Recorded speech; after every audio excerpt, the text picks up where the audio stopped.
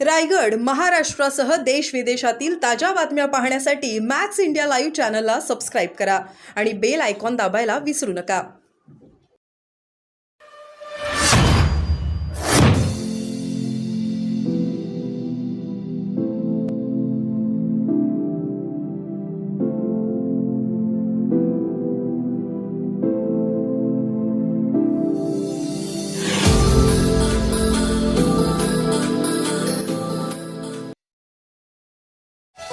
रायगड जिल्ह्यातील पायाभूत सेवा सुविधाचा सर्वांगीण विकास करण्यासाठी राज्य शासन कटिबद्ध।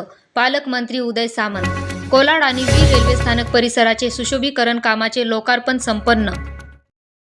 सार्वजनिक बांधकाम विभागामार्फत रायगड जिल्ह्यातील कोलाड आणि वीर रेल्वे स्थानक परिसराचे सुशोभीकरण करण्यात आले आहे। या दोन्ही कामाचे लोकार्पण उद्योग मंत्री तथा पालकमंत्री उदय सामंत आणि सार्वजनिक बांधकाम मंत्री रवींद्र चव्हाण यांच्या हस्ते आज करण्यात आले। यावेळी पालकमंत्री उदय सामंत यांनी रायगड जिल्हा उद्योगाचे हब म्हणून विकसित असल्याचे सांगून रायगड जिल्ह्यातील पायाभूत सेवा सुविधाचा सर्वांगीण विकास करण्यासाठी राज्य शासन कटिबद्ध असल्याचे सांगितले। कोलाड आणि वीर रेल्वे स्थानक येथे आयोजित कार्यक्रमास यावेळी खासदार सुनील तटकरे, खासदार धैर्यशील पाटील, आमदार भरत गोगावले, माजी आमदार अनिकेत तटकरे, जिल्हाधिकारी किशन जावळे, अधीक्षक अभियंता सुषमा गायकवाड, प्रांताधिकारी श्री ज्ञानेश्वर खुटवड, कार्यकारी अभियंता महेश नाबदे, कार्यकारी अभियंता साहबा अलिबाग, जगदीश सुखदेवे यासह विविध पदाधिकारी उपस्थित होते। यावेळी बोलताना उद्योग मंत्री तथा पालकमंत्री उदय सामंत म्हणाले, कोकणाचा सर्वांगीण विकास आमच्या शासनाचा मुख्य धोरण आहे। रायगड जिल्ह्यात विविध विकास कामे वेगाने सुरू असून अनेक विविध प्रकल्प येऊ घातले आहे। पनवेलमध्ये 83,000 कोटींचा सेमी कंडक्टर प्रकल्प येणार आहे। तसेच दिघी पोर्टला उद्योग सिटी म्हणून मान्यता देण्यात आली आहे। तसेच नवी मुंबईला मोठे एक्झिबिशन सेंटर उभारण्यात येणार आहे। कोकणातील सर्व रेल्वे स्थानक अत्याधुनिक आणि सर्व सुविधायुक्त करण्यात येणार आहे। यासाठी MIDC मार्फत पुढाकार घेण्यात येणार आहे। या अंतर्गत रत्नागिरी रेल्वे स्थानक विकसित करण्यात येत असून प्रत्येक जिल्ह्यातील एक स्थानक या माध्यमातून विकसित करण्यात येईल असेही श्री सामंत यांनी यावेळी सांगितले। यावेळी खासदार सुनील तटकरे, खासदार धैर्यशील पाटील, आमदार भरत गोगावले यांची भाषणे झाली।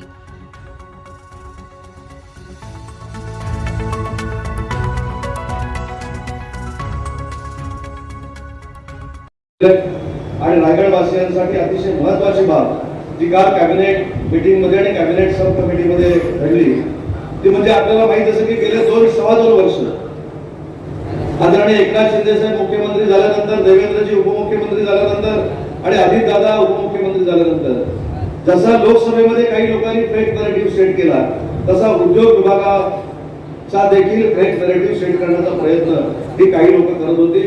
परंतु मी जबाबदारीने सांगेन, कालच्या आमच्या कॅबिनेट सब कमिटीनं त्याला देखील छेद दिलेला आहे। त्या रायगड जिल्ह्यामध्ये 82,000 कोटीचं डेटा सेंटर हे टॉवर इन्फ्रास्ट्रक्चर कंपनी, देशातली अतिशय चांगली कंपनी आहे, त्याच्या मार्फत त्या पनवेलमध्ये होत आहे।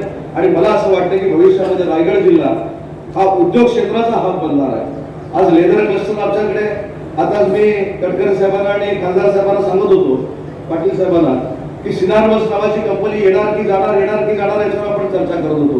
त्याच्या लँड ॲक्विजिशनचा प्रश्न होता, तो देखील आम्ही निकाली काढलेला आहे आणि त्याच्यामध्ये देखील 20,000 कोटीची इन्व्हेस्टमेंट त्या रायगड जिल्ह्यामध्ये होते। कालच मी दिल्लीमध्ये उद्योग मंत्री आदरणीय पियुष गोयल साहेबांच्या एका कार्यशाळेला उपस्थित होतो। साहेब, अतिशय चांगला निर्णय काल केंद्र सरकारने घेतला। काल ज्या ठिकाणी आमचं हे शिबिर होतं, आमची कार्यशाळा होती, ते असं म्हटलं जाते की जगातली एक चांगली वास्तू त्या ठिकाणी बनवलेली आहे। आणि म्हणून विशेषतः महाराष्ट्रासाठी काल पियुष गोयल साहेबांनी ऐतिहासिक निर्णय घेतला की नवी मुंबई असेल, छत्रपती संभाजीनगर असेल आणि नागपूर असेल, या तिन्ही ठिकाणी अतिशय मोठं एक्झिबिशन सेंटर जे 1,000 कोटीचं असणार आहे ते देखील बांधण्याचा निर्णय काल केंद्र सरकारने घेतलेला आहे। केंद्र सरकारनं माननीय चव्हाण साहेबांच्या जिल्ह्यामध्ये की अशा पद्धतीचे प्रकल्प जे रायगड जिल्ह्यामध्ये येत आहेत तरी त्याचं आपण समर्थन केलं पाहिजे। आणि रायगड जिल्हा एवढा नशीबवान आहे की रायगड जिल्ह्यामध्ये दिघी पोर्ट येतं आणि केंद्र सरकारनं 5 दिवसापूर्वी अजून एक घोषणा केली की दिघी पोर्टच्या आजूबाजूचा जो परिसर आहे तो इंडस्ट्रियल सिटी म्हणून जाहीर झाला आणि या इंडस्ट्रियल सिटीमध्ये 38,000 कोटीची इन्व्हेस्टमेंट येणार आहे आणि त्याच्यातनं जवळजवळ 1 लाख लोकांना रोजगार मिळणार आहे। या रेल्वेचा किती उपयोग आपल्याला होणार आहे, त्या रेल्वेच्या सुशोभीकरणाचा उपयोग किती होणार आहे याच्यावर देखील उद्योग क्षेत्र अवलंबून असतं आणि अशा पद्धतीच्या सुविधा मिळाल्यानंतर इंडस्ट्रियलिस्ट जे असतात ते रेल्वेनं प्रवास करणं देखील उचित मानतात. आज आपल्या ज्या नवी मुंबईमध्ये आंतरराष्ट्रीय विमानतळ होत आहे आणि आंतरराष्ट्रीय विमानतळ